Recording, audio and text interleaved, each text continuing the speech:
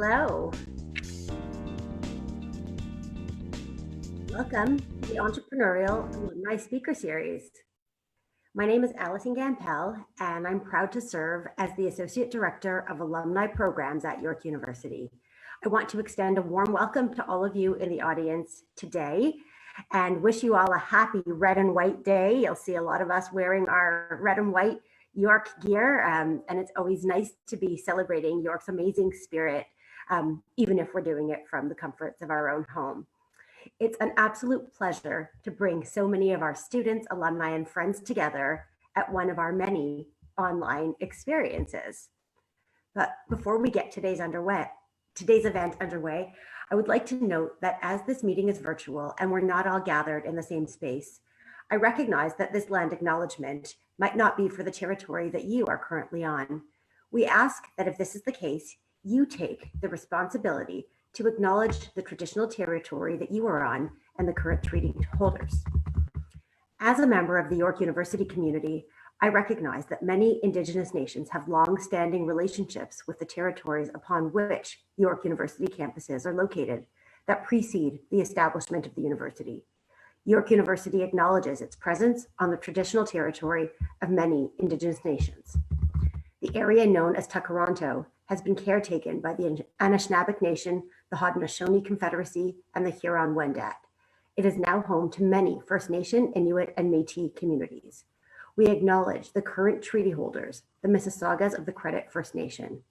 This territory is subject of the Dish with One Spoon Wampum Belt Covenant, an agreement to peaceably share and care for the Great Lakes region. Thank you all for joining us today.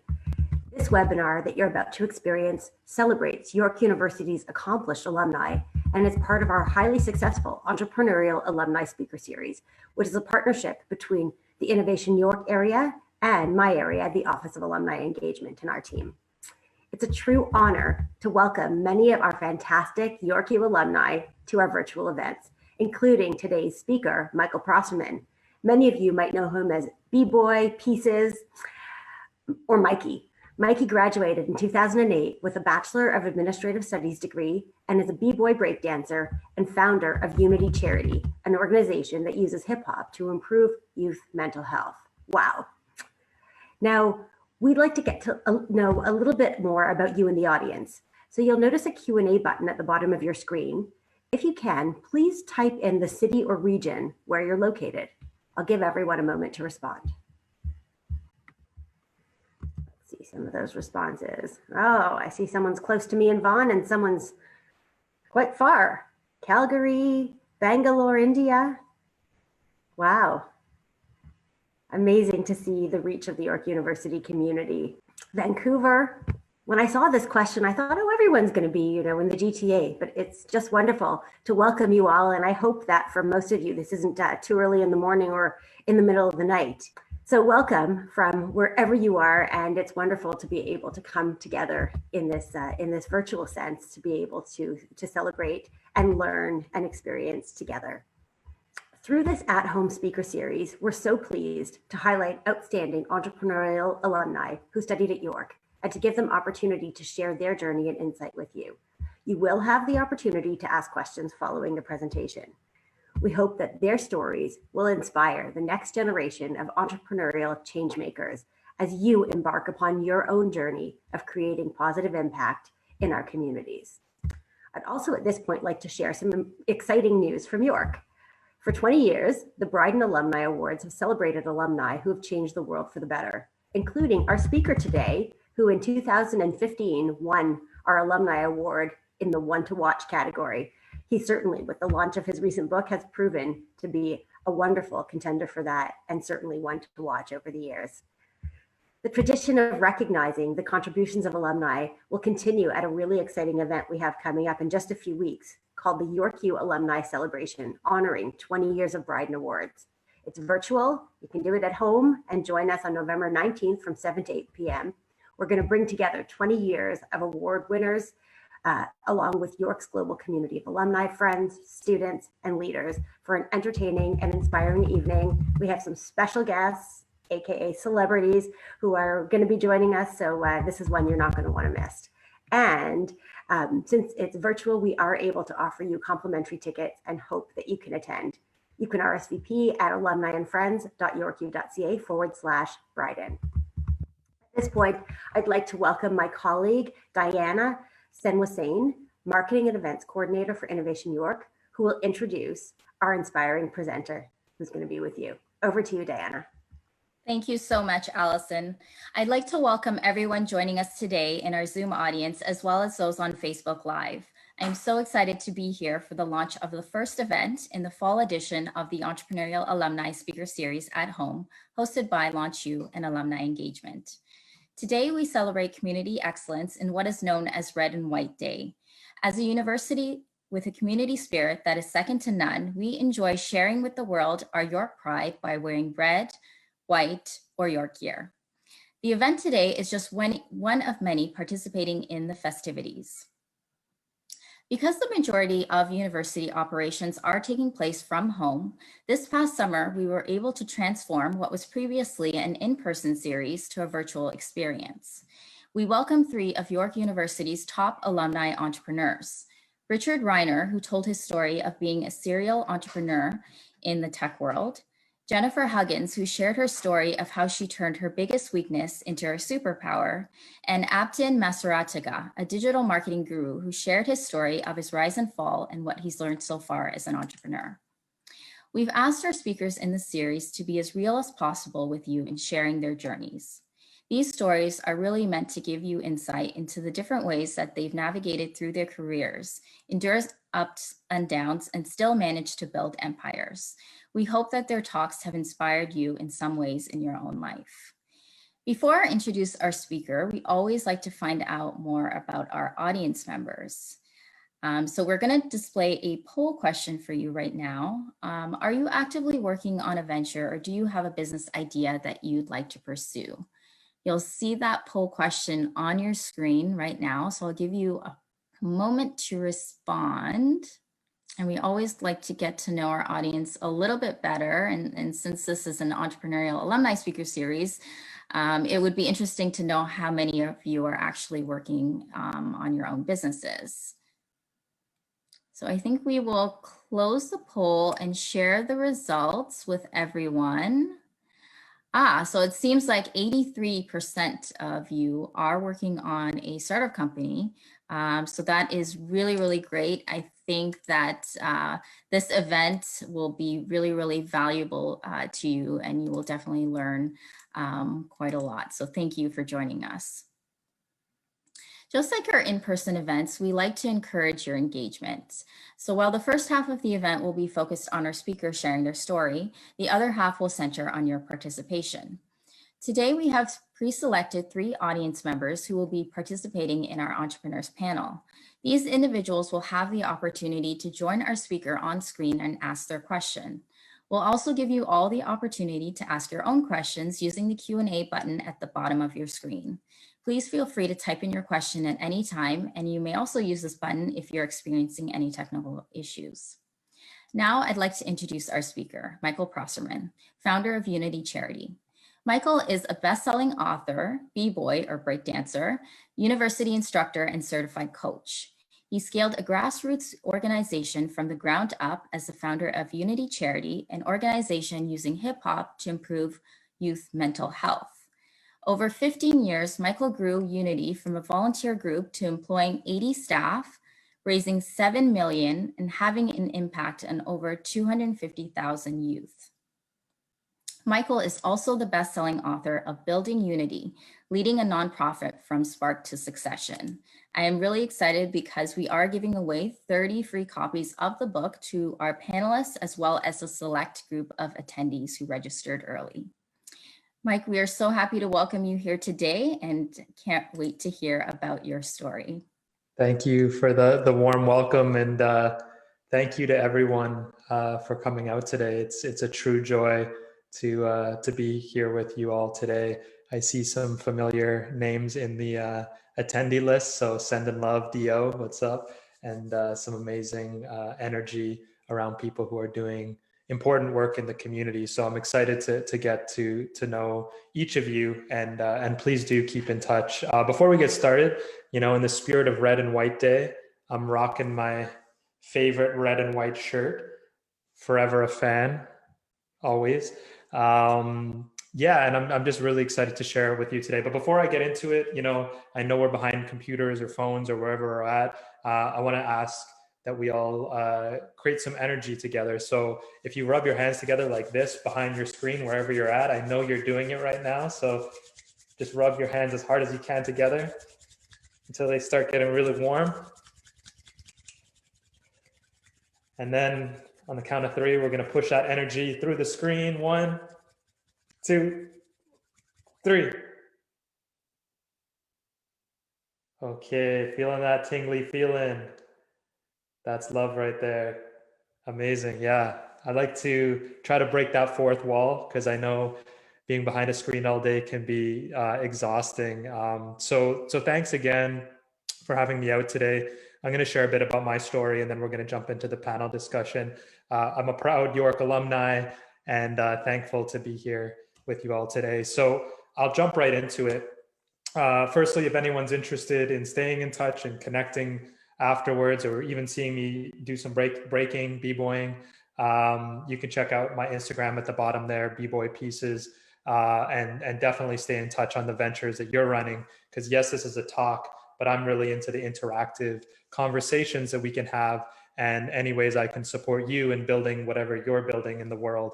And that's exactly what my new book is about, taking something, an idea, a spark, and building it into the world through our lived experiences. So I'll tell you a little bit about some of my lived experiences that brought me to building Unity. Starting as a young b-boy, this is me when I was 5 years old, watching Barney and saying "what up" to my mom while I'm on my head with my little hip hop hand sign there, sticking out my tongue because I was a bit of a poser as a child. So I started breakdancing, b-boying, as we call it, at a young age. And I used dance to express some of the anger and stress that I had as a young person. When I grew up, this is a picture of my mom here. She's really the person who made me the man that I am today. And I'm so thankful for the way that she raised me. And to my mom, she really is a warrior of resilience in my mind. A bit of a trigger warning. I'm going to talk a little bit about mental health and mental illness. If anyone's experienced that, those types of challenges, please, reach out for support, and, reach out to professionals, because this is a really tough and isolating time. I'm going to talk a little bit about my mom's experience and challenges that she faced, and how that affected our whole family. And it really affected me personally. When I was a young, 5-year-old kid, upside down on my head, my mom was battling a very serious mental illness as I was a young person growing up. And I really didn't know what was going on. I didn't know how to make sense of what was going on. I just bottled up my stress inside and became a very quiet young person. And that stress would cause me to get sick because I was, bottling it up and not talking about it and not talking about what was going on. I didn't really know what was going on as a young person. So when I found breaking, when I found b-boying, I could just take all that, that anger and fury and all the things I couldn't describe in words, and just push it out through the dance floor, and, get together with my crew. And at first I was using this as my way of coping, which was a brown paper bag. And what I didn't realize was I was often hyperventilating. And, I thought I had to breathe faster, but I realized I had to slow down and take a breath. And before I had, breaking, this was my way of coping with the challenges going on. And it wasn't sustainable for me. But when I found my crew, this is my crew right here, MEC, we became like brothers. We became like they became like really a second family to me. When stuff was going on at home and I didn't know what to do, I would, go to the crew and hang with them and just practice, and just having that support network, that way of expressing myself, and feeling valued was just something that I needed as a teenager. Otherwise, I don't know where I would have been.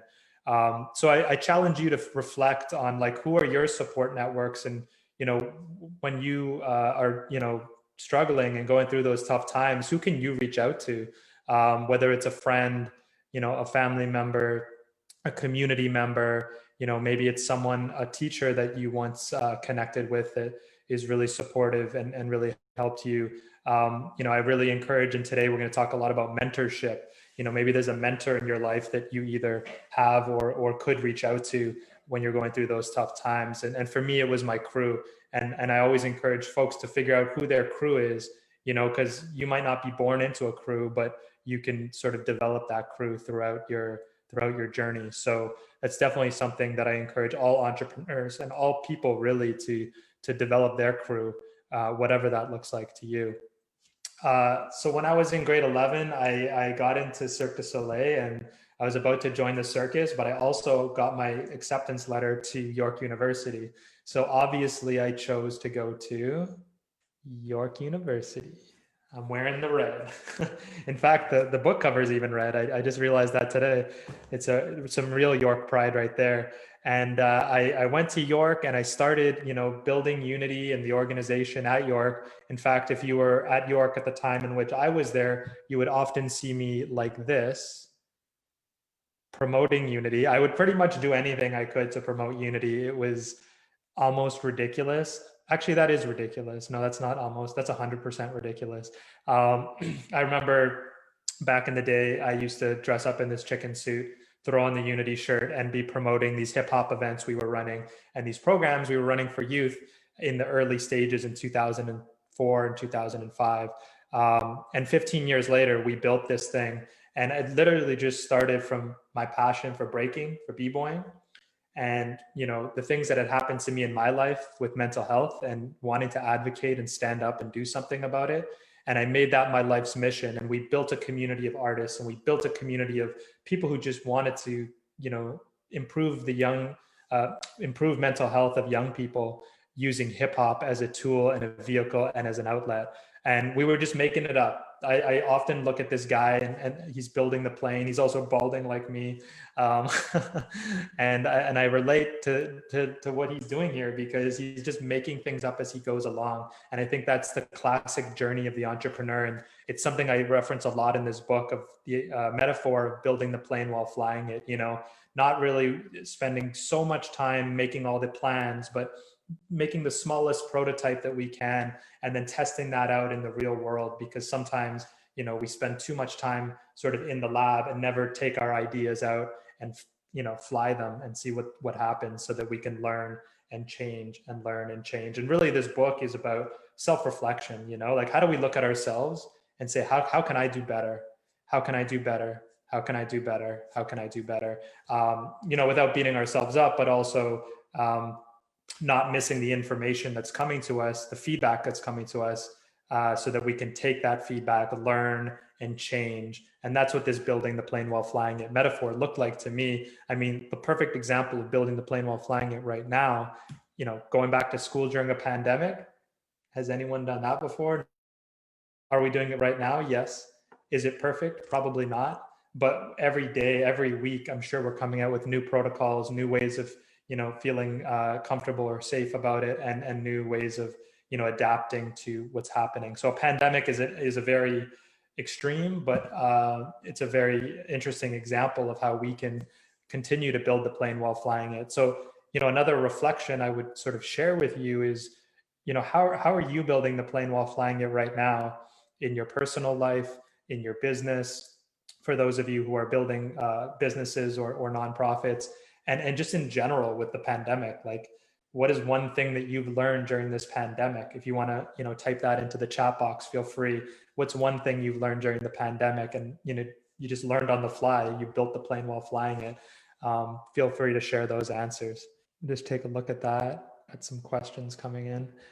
So feel free to drop one of the things you're building the plane while flying it on right now, and I'll keep it going, just so you can all see each other's responses.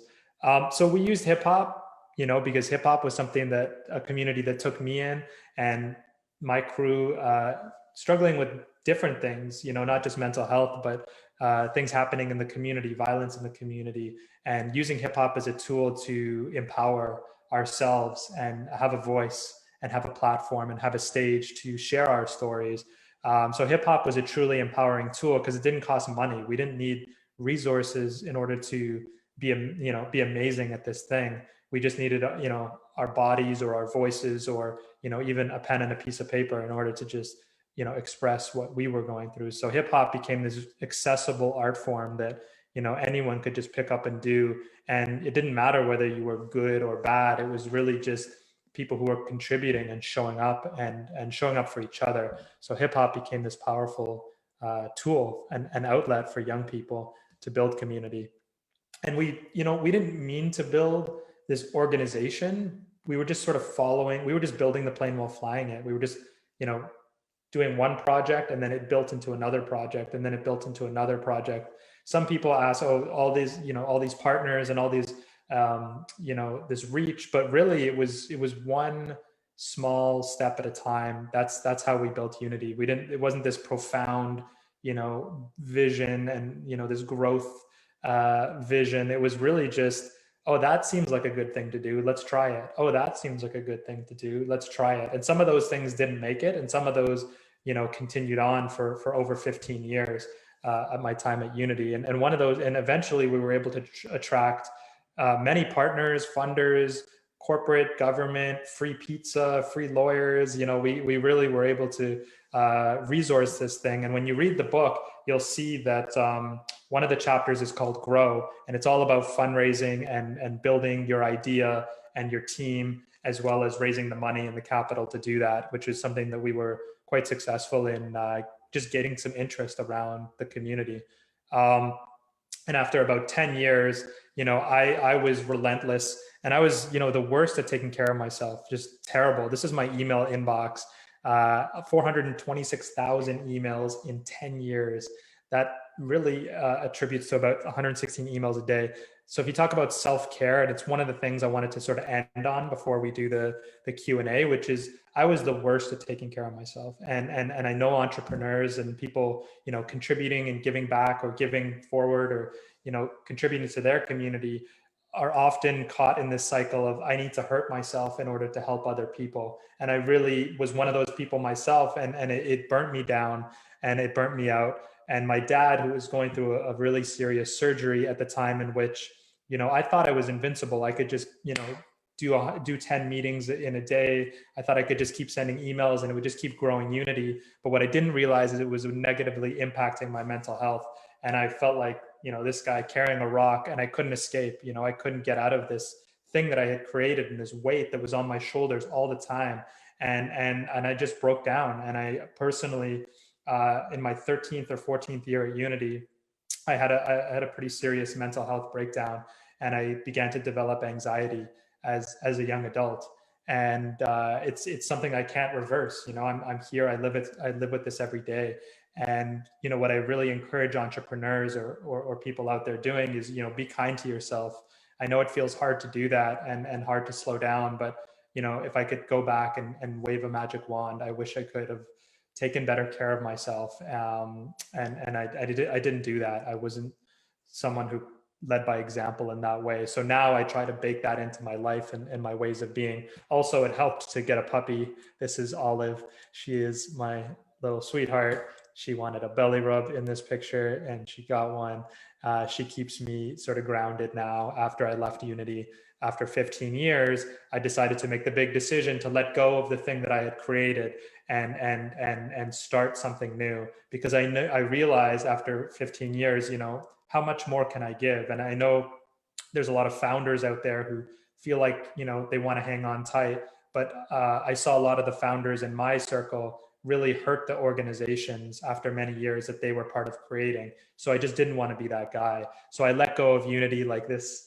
I don't know if anyone knows the reference. I think this is Robin Hood Men in Tights, really terrible but hilarious movie, and started Epic Leadership, which is now about supporting social impact leaders to grow and thrive. So, if there's any social impact leaders, nonprofits, or even for-profit leaders out there who are looking to build their business, this is exactly what I do through coaching, through workshops, and through my new book, Unity, Building Unity, which literally just came out last month, which a bunch of folks will get the opportunity to get a copy of after this, which is filled with stories of failure, falling on our face, and what we learned and how we changed, that process of self-reflection. And I think, one of the things I believe that the world needs more of is just, looking at ourselves and saying, how can we do better, versus always pointing outwards to others, like bringing it in and saying, how do I do better? And I think that's something we continue to do at Unity, and I continue to do in my daily life. And this tool, this book, shares 6 steps to how we can, discover a more responsible impact, and not just plow forward with our change-making ideas, but actually take a moment to reflect all along that process. So, I really got to say, I'm really proud and thankful to be here as a York alumni. All those things they said in the intro, which were very generous and kind, are far from true in terms of, this big enterprise. Like, really, it was just a human being taking an idea that they cared about, which was Unity at the time, and building it one small step at a time with a bunch of mentors and a bunch of humility. So, I hope that we can have a really cool discussion today around, what you're building and how you're building it in this challenging time. And again, if anyone is interested, we'll be sending some copies of the book. So hopefully you can use that as a resource as well. So I think I would invite Diana to come back, and we can, jump into the Q&A or how we continue to facilitate that. I know we have a lot more in store for this conversation. Yes, thank you so much, Michael. Thank you so much for sharing your story with us and talking about your new book, Building Unity. I think a lot of the things you shared is what a lot of founders and even anyone who's not an entrepreneur, being a human yourself, you go through these things like anxiety and stress and, all of these different things that we face and we don't normally talk about. So thank you so much for sharing that. But what I'd like to do now is invite our panelists on screen with me, because I know that they do have a few questions to ask you. So I'd like to invite the panelists on screen. You can unmute and turn on your mics and join us. So we do have 3 panelists who are joining us today. We have Amy Sandu, a principal lawyer of Lex Integra, where she practices exclusively in the areas of business law and corporate ethics. Lex Integra is a startup that was actually selected to be in the inaugural cohort of ELA, the Entrepreneurial Leadership and Learning Alliance program at York University. We also have Amar Khan, who is a first-year York University student majoring in business and society, who is also an inspiring entrepreneur and a martial arts enthusiast. And last but not least, we have Iman Khalid, another York University student pursuing a double degree in computer science and business. He's also a marketing associate at EDA and Entrepreneurship Club at York. Welcome, everyone. Amy, you can start off by asking Mike your first question. Sure. Hi, Mike. That was a great presentation, and I don't think I ever planned to learn that much about breakdancing. So thank you very much. Took me back to being a very young person for me.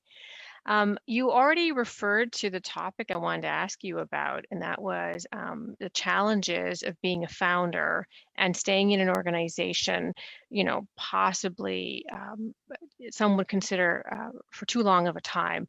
And so I wanted to ask you if you could explain what founder syndrome is and how do you recommend organizations deal with it? And using yourself as an example, do you think you left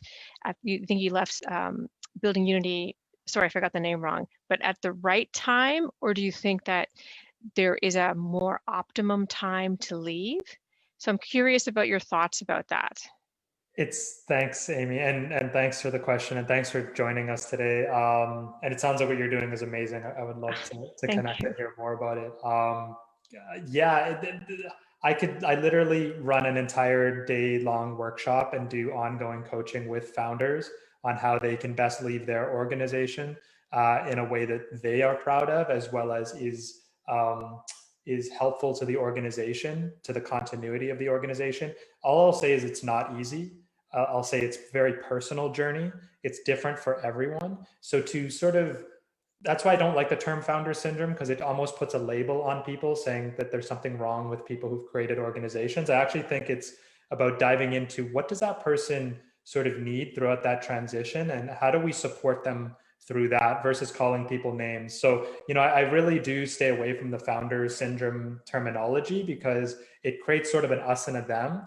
And anyways, there's so much in the book. Like I share, the entire 5th chapter is about my struggle, my personal identity struggle of like removing my identity from the organization, which rightfully or wrongfully was connected so deeply in terms of my meaning in life that I derived from work, and so many things of the relationships that I cared about. And it's different in a nonprofit. You don't own it. In a business, you own it, right? So you can sell a business. You can't sell a nonprofit. You just walk away from it. So it's so complex that all I'll say is, if anyone is a founder who wants to talk to me about it, I would gladly spend time with you, because I care so deeply about the founder experience in leaving organizations. And I know it's not easy, and it can often be villainizing to have those types of conversations and feel very lonely. So please reach out if anyone ever wants to talk about it.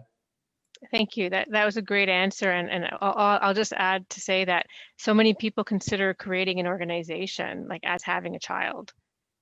And so I'm sure it's very, very fraught and full of lots of complicated feelings. Thank you very much. Totally. Actually, my therapist recommended the poem On Children, which is about sort of, that's why I use the metaphor of the bow, is you can sort of aim the bow and you can, practice your archery, but as soon as you let go, it's out of your control. You don't own your children, you don't own your organization. It's going to grow up without you. And if it doesn't succeed without you, that's okay. If it does, that's also okay. I think there's this sense of control that we all want to have when that's, not possible. Like, look at the pandemic. This is all out of our control, right? So it's a wrestle with our sense of control and our ego. I face my ego. I face it every day now. I thought I didn't have an ego, but I have an ego. Everyone has an ego, and we have to face our egos in that moment. So anyways, I can talk at length, and I know I'm not supposed to right now, so I won't, but I really appreciate, Amy, your question and joining us today. That was a really great question, but I think we are going to move on to our next panelist, Amar. So Amar, I know you have a question. You can go ahead and ask Michael. Hi, Michael. So my question for you was, what was the biggest factor throughout your time at York that helped you on your journey? Yeah, thanks, Amar. And again, I feel like I want to get to know all of you more. So maybe we can like hang after the panel, because I'd love to know more about what all of you are doing. It sounds like some pretty amazing work. And I'm sure that for me, it was community. Like the community at York was what kept me going. And conversations like this, being connected to the ecosystem of what was happening at York University, setting up our student club, Unity at York, and just having that space to, have dialogue with other student clubs and meet students by tabling and running events and engaging with people on campus. Like that was the magic. I remember my intro to humanities course. We had, I literally recruited my entire class, like probably half the class, to join as volunteers for Unity at York. And they're like, who is this guy? Why is he bugging me? And then 5 years later, most of those people stayed on as because we really just talked a lot in that class. So I ended up getting to know them pretty well, and then becoming friends with people. And we took the people in this class who were passionate about social issues and just stepped into, building ideas out into the world based on the ideas that they had, So I really think like bringing a community together was something that York provided for me and for Unity and for so many. And I've made many lifelong friends as a result of it. So yeah, that was my sort of fate. York. What about you, Amar? Well, I actually haven't attended the campus yet, so that's kind of hard to answer. But I think I'll have an answer in like a year or two. Yeah, fair enough. That's so tough. So you started this year during the pandemic. Yeah, class of 2024, 2025, kind of going through the same thing. I mean, so far the experience that I have is with like these group chats that were made, just like before the my class of 24 started, we had I think it was like someone at York created an Instagram account and they started kind of grouping people together based on interests or programs, and so through that I met a lot of like-minded people. And so that again, it's that similar sense of community that you're talking about, how we get to talk to people with similar mindsets and kind of just connecting through that. Yeah, it's such a great way to sort of, you know, build that community with people. I know that all of us are virtual right now, but we kind of have to find alternative ways to do that in sort of an online way. But Amar, thank you so much for that question. Michael, if I can ask you to stop your screen share Oh, just so that sorry. we can see all the panelists on I screen. want to see your Okay, perfect. faces. That's Yeah. much better. So yes, we have our last panelist, Imam. So you can go ahead and ask your question. Hi, Michael. So as like an aspiring entrepreneur as well, like we've heard your story on how you followed your passion, and but like obviously there are those times you even said yourself, like where you weren't mentally feeling yourself. So my question for you is that what advice do you have for people aspiring to follow their passions when faced with struggles and discouragement? Because coming up, there are a lot of distractions, especially when you're young and you have like a lot of things to do. So what advice do you have? Yeah, no, thanks, Imam. And, also thanks for joining us. Sorry about the screen share. It's better to see everyone's faces. This is so much better. Yeah, you know what? Like for me, I can only speak from my own experience, really. And I'd be curious how all of you are sort of getting through these very difficult times. But for me, it's mentorship. Like I reach out to people from all worlds, like from finance to sponsorship to community members who are working with parents, like just really anyone. I feel like I can learn from the perspective of anyone, and mentorship comes in different forms. So what really gets me through my tough times is talking to people from different worlds, different perspectives, different experiences, and that also helped Unity grow a lot because we make a sort of a network of very unlikely folks who want to get involved in something that contributes to community. So there's something about reaching out that's hard to do. It's actually the hardest thing to do, to just like send that LinkedIn message, or even like send me an email after this and talk about whatever you want to talk about, or Diana or David or Amy. Like I think just creating those connections, those human connections, are so important, and it's so hard to do. So all I'll say is send that email, make that phone call, reach out, and some people will say no, some people won't respond, but some of the best connections that I've leaned on in some of the most difficult times have been a network of mentors that I sort of have developed. And for me personally, it's the hardest to reach out when I need it the most. So that's when I really dig into my, feeling down and sort of really struggling.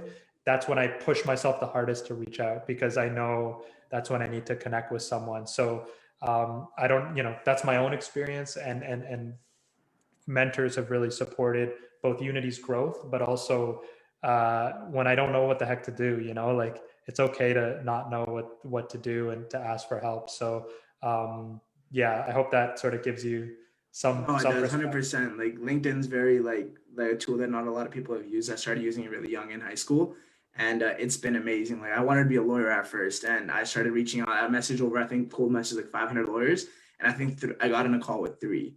So, but that through those 3 phone calls meant the world to me, because I learned that I didn't want to be one anymore. But it was all because of reaching out. But thank you so much for your advice. Yeah, no, that's amazing. Sometimes it's it takes a lot of courage to say you don't want to do something. Like I think the hardest. It's easy to just sort of move in a direction that sounds great, but it's a big move to like be able to make that really important distinction and decision. So good on you, man. That's amazing. I'm happy to hear that you were able to make that big choice. Thanks, boss. Thanks, Simon. So many great insights and questions from our panelists. Thank you guys so much for dedicating your time. So we're going to say bye to our panelists for now. And now we're just going to move on to our audience questions, because I know that we have received a few. So again, if you'd like to ask a question for Michael, feel free to use the Q&A button. So it's located at the bottom of your screen and you can type in your question there.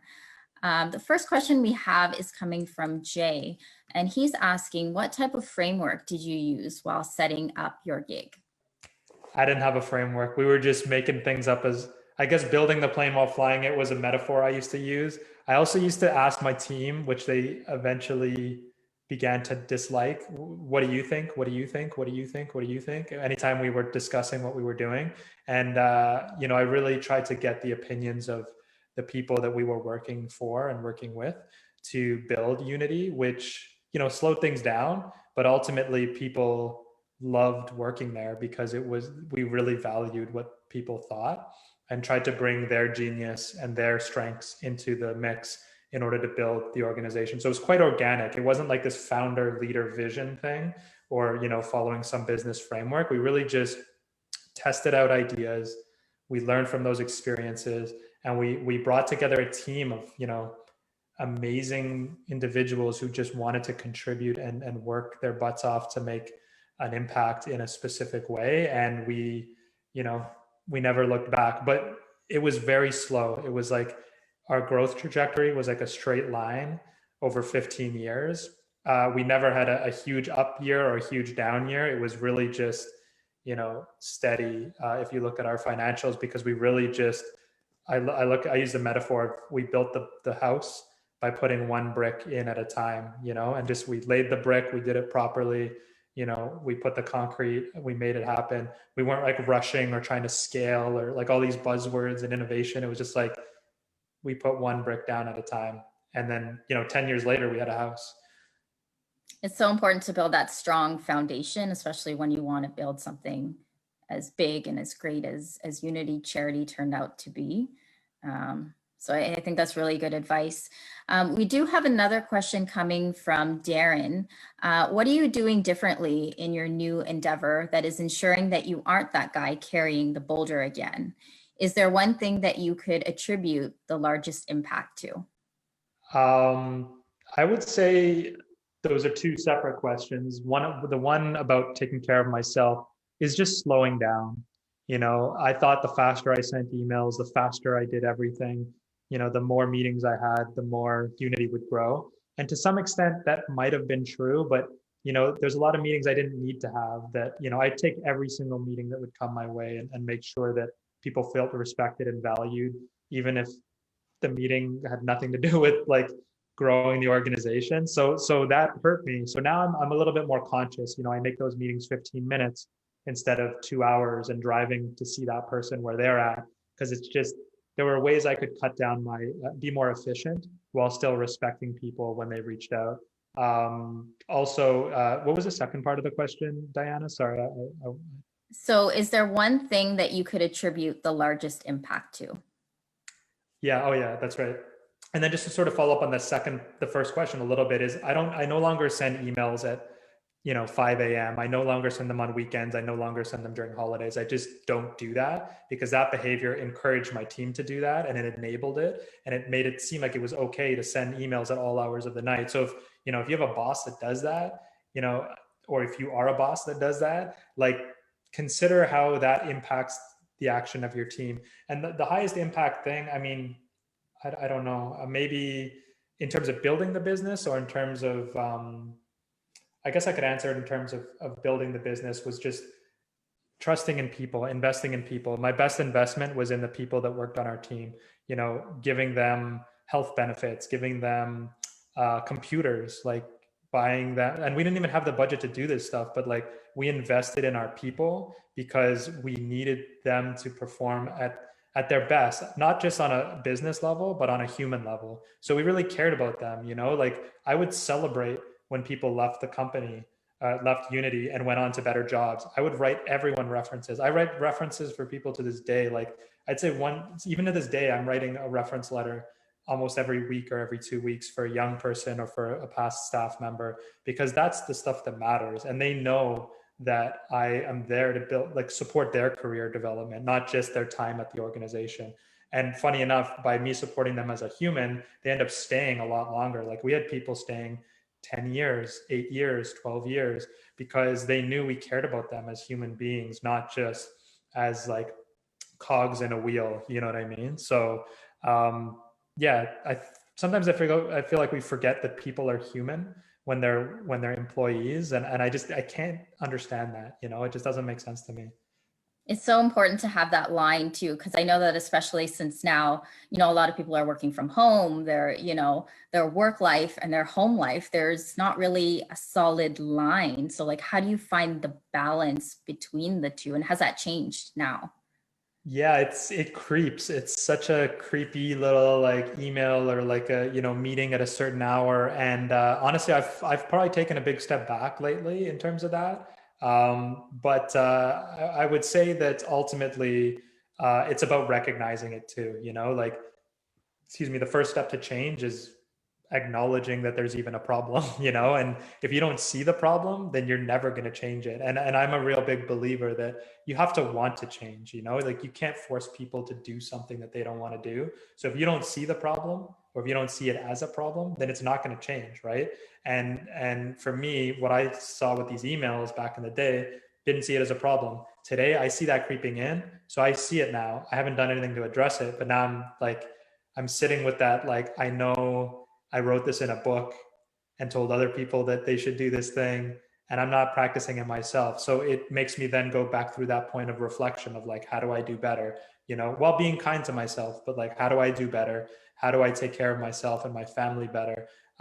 Without, you know, setting the bar too high. Because that's another thing that entrepreneurs, and I did, and I still do, is I set this unrealistic expectation that I have to achieve $1 million or a million things or a trillion billions, and it's just like, okay, that's a goal, but how is that goal impacting my mental health? You know, how realistic is that goal? You know, why did I set the goal that high? Like, what do I really want to achieve as a result of that? Like, why is it a million?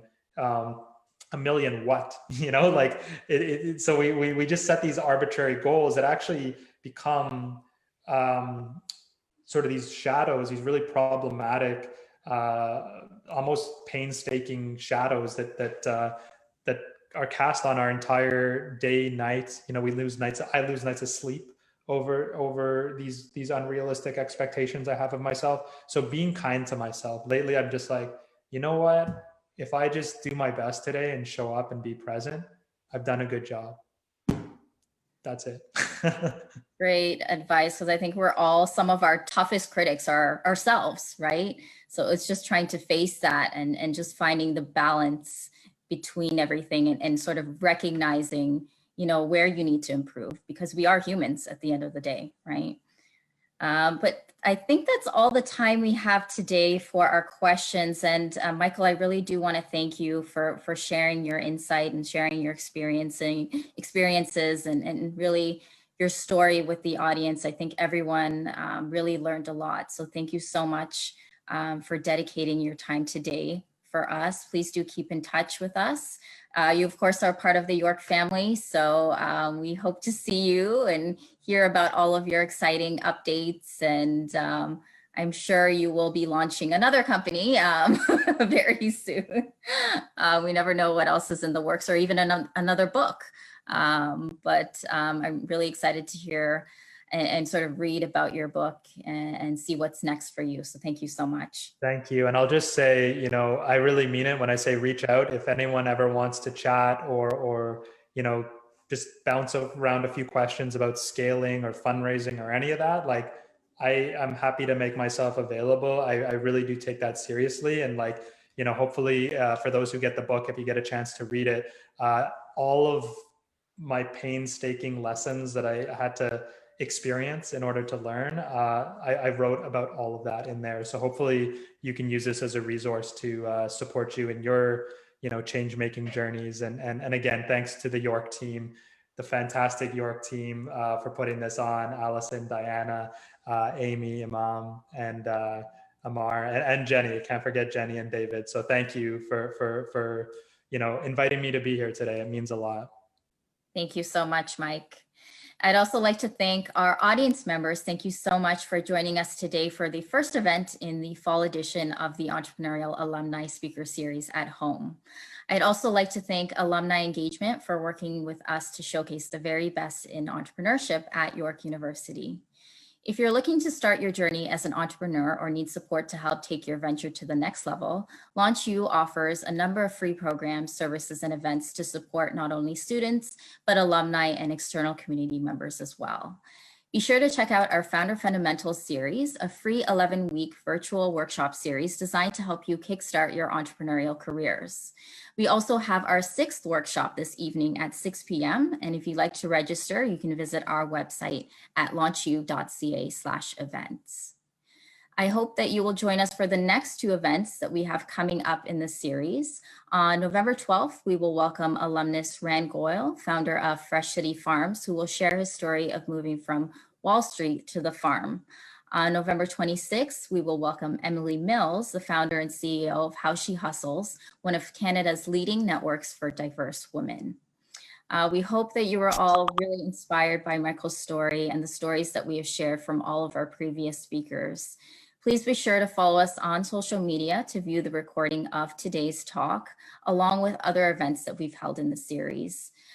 We hope that you also take 1 minute to complete our survey, which can be found in the chat box and also emailed to you all shortly. Thank you again for attending, and we hope to see you again in 2 weeks. Bye, everyone.